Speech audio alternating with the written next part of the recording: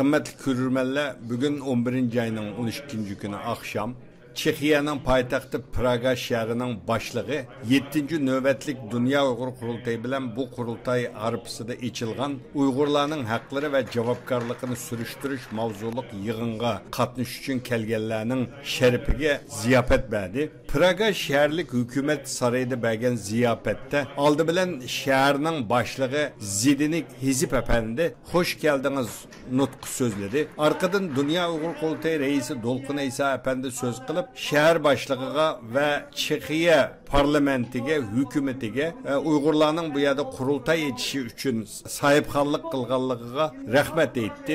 Arqadan Paris shahar boshlig'ining bosh maslahatchisi Genevieve Garagos xonim Türkiye Gelecek Partisi'nin muavin reisi, sabık parlament a'zosi Selçuk Özdağ efendi, hemme birdek Xitayning hazır Uyg'urlar qarta elib berayotgan siyosetini eyipledi. Praga shahar boshlig'ining ziyofati oxirlashgandan keyin jazo lagerlari shohidlari bilan Praga shahar boshlig'iga mukofot berildi. 12 noyabrdagi bir kunlik faoliyat mushuning bilan oxirlashdi.